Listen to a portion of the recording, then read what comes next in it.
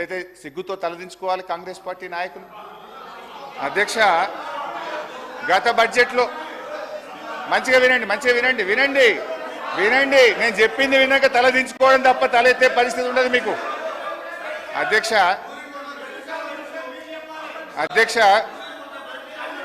Please అధ్యక్ష, 2023-24లో excise ద్వారా ఈ రాష్ట్రానికి ప్రతిపాదించిన బడ్జెట్ ఆదాయం 19,884 కోట్లు. 19,884 కోట్లు. ఇందులో ఏముంటుందంటే అధ్యక్ష, ఈ 19,884 కోట్లు ప్రతి 2 సంవత్సరాలకు ఒకసారి షాప్స్ యాక్షన్ పెడతాం.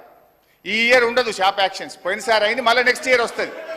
అయితే ఆ షాప్ యాక్షన్స్ పెట్టినప్పుడు 2,000 కోట్లు అదనంగా వస్తుంది. అయితే ఈసారి ఆదాయం లేకపోయినా గౌరవనీయులైన భట్టి గారు ఎక్సైజ్ ట్యాక్స్ మీద వచ్చే ఆదాయం ఎంత 25,617 కోట్లు పెట్టారు. అంటే ఎక్సైజ్ సుంకం ద్వారా పోయిన సంవత్సరం కంటే 5,773 కోట్లు అదనంగా వస్తుందని చెప్పి ఈ బడ్జెట్లో ప్రవేశపెట్టారు. అంతేకాదు వ్యాట్ బై ఎక్సైజ్, వ్యాట్ రూపంలో మరో 2,760 కోట్లు ఎక్సైజ్ మీద ఆదాయం ఎక్కువ వస్తుందని పెట్టారు. అంటే పోయిన సంవత్సరం కంటే కూడా ఈ బడ్జెట్లో 5,773 ప్లస్ వ్యాట్ మీద 2,000 అంటే 7,773 కోట్ల రూపాయలు గత సంవత్సరం కంటే ఎక్సైజ్ మీద ఆదాయం ఎక్కువ వస్తుందని బడ్జెట్లో పెట్టారు.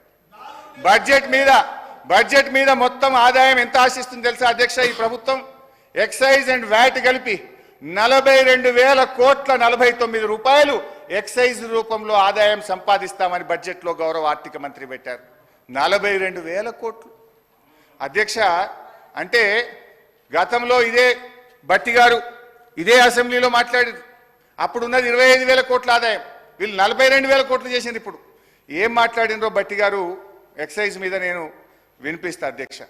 అంటే ప్రతిపక్షంలో ఒక మాట, అధికారంలోకి రాగానే మర్చిపోతారు. గ్రామీణ ప్రాంతాల్లో మద్యం సమస్య అత్యంత భయానకంగా మారింది. బెల్ట్ షాపులు పెట్టి జనాన్ని విపరీతంగా పీడిస్తున్నారు. దీని గురించి ఆలోచన చేయండి అధ్యక్ష.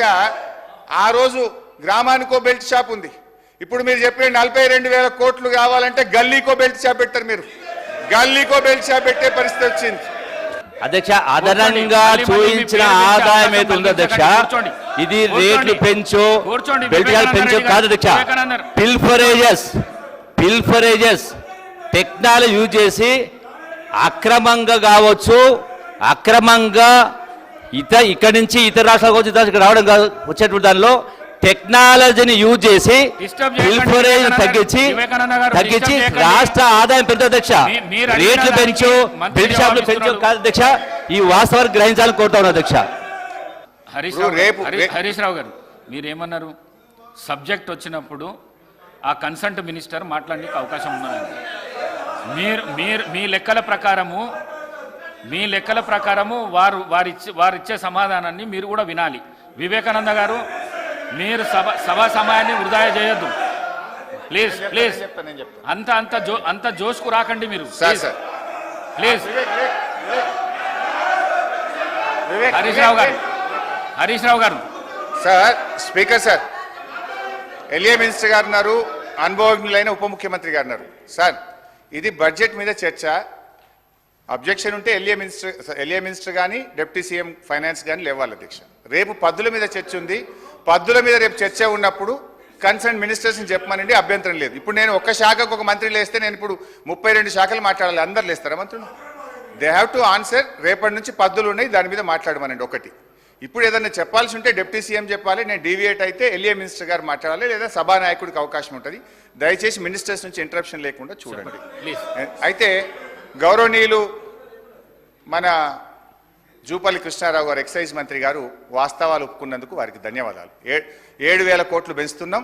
ఈసారి ఎక్సైజ్ మీద 42,000 కోట్ల ఆదాయాన్ని మేము గల్లీకో బెల్ట్ షాపు పెట్టి ప్రజల రక్త మాంసాలు పీల్చి పిప్పి చేసి వసూలు చేస్తామని ఆయన హరీష్ రావు గారు డిప్యూటీ సీఎం గారు ఆగండి. డిప్యూటీ సీఎం గారు అధ్యక్ష, 10 సంవత్సరాలు వాళ్ళ ఆర్థిక విధ్వంసం చేసి రాష్ట్రాన్ని అప్పుల పాలు చేసి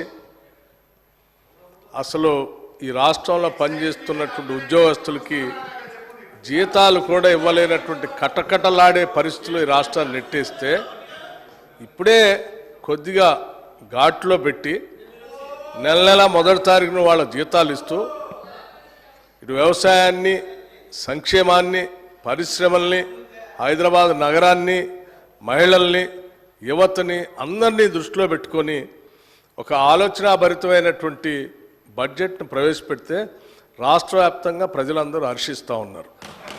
కానీ హరీష్ రావు గారు ఒక్కడికి మాత్రం చాలా కంటగింపుగా ఉంది అధ్యక్ష. ఏంది రాష్ట్రాన్ని బాగు చేయటం కోసం ఇట్లా బడ్జెట్ పెడతా ఉన్నారు, మాలాగా ఆదాయాన్నంతా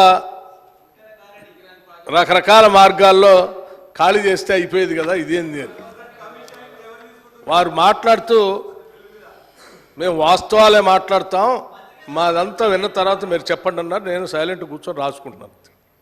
ఏం చెప్పారు? లేచి ఎక్సైజ్ మంత్రి గారట లేచారట, వారు 7,000 కోట్ల ఆదాయాన్ని పెంచడానికి గల్లీ గల్లీ బెల్ట్ షాప్ పెడతాం, మేము పెంచుతామని వారు చెప్పారట. ఇప్పుడే కదా అందరు విన్నారు కదా అధ్యక్ష, ఆ మాట ఏమన్నా అన్నారా వారు?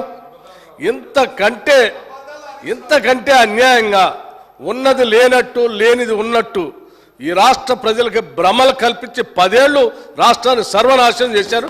ఇప్పుడు మళ్ళీ మొదలుపెట్టారు. 5 నిమిషాల్లోనే భ్రమలు కల్పించడానికి ప్రయత్నం చేస్తున్నారు. ఇది ఎక్కడ అన్యాయం అధ్యక్ష?